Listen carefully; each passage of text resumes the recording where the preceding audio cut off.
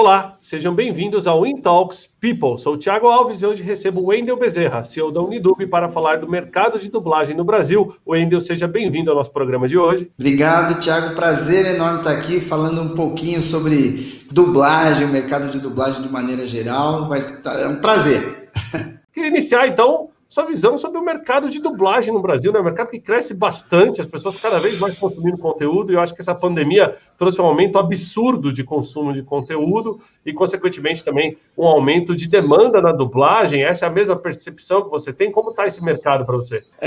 Na verdade, o pessoal teve mais tempo para assistir. A demanda ela já é grande há bastante tempo, né? O mercado de dublagem, desde os anos 90, foi crescendo e ele nunca mais parou de crescer. Tinha a TV aberta, aí depois começaram a época das locadoras, que tinha o VHS e tal. Então, tinham lá algumas poucas fitas dubladas e naquela época não era muito... Havia um preconceito contra a dublagem. As pessoas assistiam dublado, mas não assumiam. Era um pouco vergonha, né, falar que você assistia dublado. Quando chegou o DVD, isso aumentou bastante. O volume de trabalho aumentou, porque aí nos DVDs saíam muitos mais filmes, né, com versão em... Filmes que a gente não dublava para VHS, passou a dublar para o DVD. Aí veio a TV a cabo,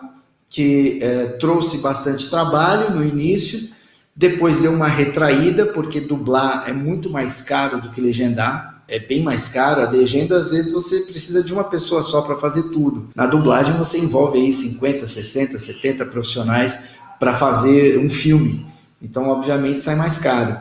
Fora a parte técnica, que precisa ter um determinado nível, né, que também tem um custo.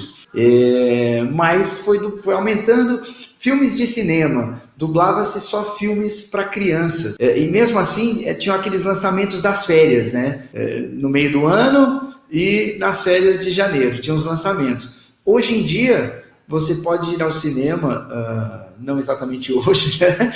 Mas você pode ir ao cinema qualquer dia do ano que vai ter filme infantil para você assistir. Então, quando aumentou a demanda de filmes infantis para cinemas e títulos de todos os estúdios, distribuidores e tal, aumentou também a dublagem. Aí, a TV a cabo cresceu muito e as pesquisas mostraram que os canais que tinham filmes dublados tinham uma audiência maior.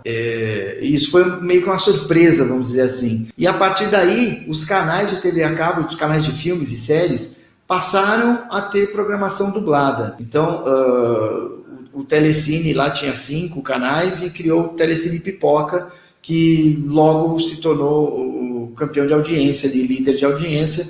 E hoje todos os canais, eu acho, eu não tenho certeza, que hoje eu vejo muito pouco, mas acho que todos os canais do Telecine, quando você põe, já tem a opção dublada. E a HBO, que era um canal premium, foi um dos últimos, né, porque era premium, foi um dos últimos a se render e tem um canal HBO dublado. E aí, quando chegaram os streamings, as pesquisas mostraram mais ainda, assim, de uma forma bem massiva, que 70% até mais da população prefere assistir a programação dublada. E isso, obviamente, trouxe uma demanda gigante de trabalho para o mercado. E isso começou até um pouquinho antes com filmes adultos para cinema, né? Um público de 16, 18 anos, né, para cima, que em tese não precisa da dublagem para assistir a um filme, mas se dá a mesma coisa, 65%, 70% das salas utilizam cópias dubladas. Então isso caracterizou de forma bem efetiva que grande parte do público prefere a programação dublada, e isso obviamente foi muito enriquecedor para o mercado de maneira geral. A voz é uma propriedade do dublador ou é do estúdio? Como é que funciona a propriedade intelectual sobre a voz? A princípio, a gente tem a nossa liberdade, vamos dizer assim, com relação à voz. Não existe um contrato prévio, no sentido, por exemplo, de que eu vou fazer o Bob Esponja por X anos e aí depois renova-se o contrato. Não é feito assim. Se eu quiser amanhã parar de dublar o Bob Esponja, eu simplesmente paro e não acontece nada. Ou se amanhã a Viacom achar que o Wendell não é mais legal, eles me tiram e colocam alguém que possa imitar e tal, ou chegar perto do que eu já fiz. Então, esse contrato não existe. Mas eu não posso, por exemplo, fazer um comercial ou gravar uma mensagem de áudio com a voz do Bob Esponja, por exemplo, porque aí eu estou usando um personagem. Quando alguém ouve "Vamos caçar águas vivas", já sabe que é o Bob Esponja que está falando. Então eu não posso me valer disso. Às vezes me pedem uma coisa ou outra, às vezes até algum trabalho profissional, e eu falo, não, primeiro você tem que falar com a Toei, ou tem que falar com a Viacom, ou tem que falar com a Paramount. Eu não posso falar em nome de um personagem que não é meu.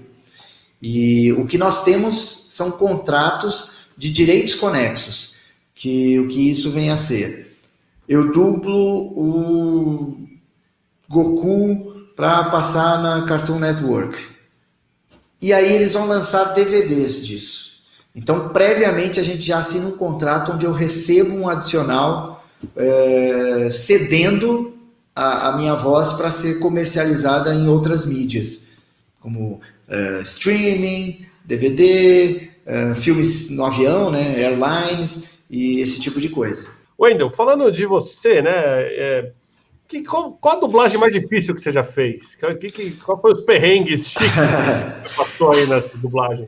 Eu posso citar 3. O Bob Esponja é muito difícil, porque já é uma voz que é desgastante, né, que é cansativa, e ele é muito intenso, né, ele é muito louco, ele fala sem parar, ele grita, ele tem uma intensidade muito grande, e eu tenho que acompanhar isso. Então é difícil você ler, dublar, encaixar, decorar, interpretar, articular e ainda manter a voz.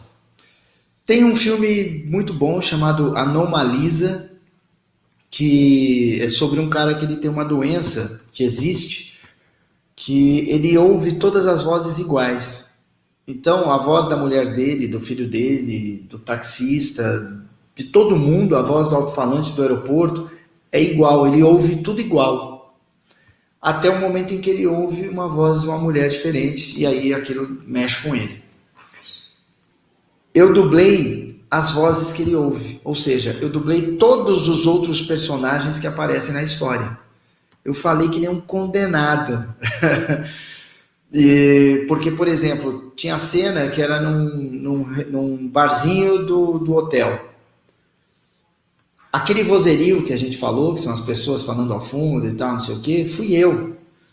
Então eu gravei, 20 vezes. Eu gravava um cara falando, gravava outro cara falando, gravava uma mulher, gravava o garçom, gravava não sei o quê. Quando tinha uma briga, eu gravava cada um da briga. Então eu fui gravando todas as pessoas que estavam naquele ambiente, todas as pessoas das outras cenas por onde ele passa. E a dificuldade ali não era o tanto que eu falei. É que você grava um homem, um velho e uma mulher e uma criança. Só que eu não podia fazer, o velho, eu não podia deixar caricato, eu não podia fazer tudo bem, meu filho e tal, porque ele ouve o mesmo padrão de voz. Então eu tinha que mudar apenas no jeito de falar, na interpretação, porque senão eu faria o filme todo caricato e aí se torna meio ridículo. Então essa foi uma grande dificuldade. E talvez a maior é um filme que está na Netflix chamado 6 vezes Confusão, onde eu dublei o Marlon Wayans e ele interpreta 7 personagens nesse filme. Ele tem os irmãos gêmeos lá. E aí eu dublei os 7 personagens, homem, mulher, velha. Wendell, de coração, agradeço. O Goku poderia chamar nossa audiência para assistir o Intox da semana que vem, não? Oi, eu sou o Goku. Não percam o próximo episódio de Dragon Ball Z, será Intox da semana que vem. Você não pode perder. O poder desse Intox é de mais de 8.000. Eu assisto toda semana lá da fila do biquíni.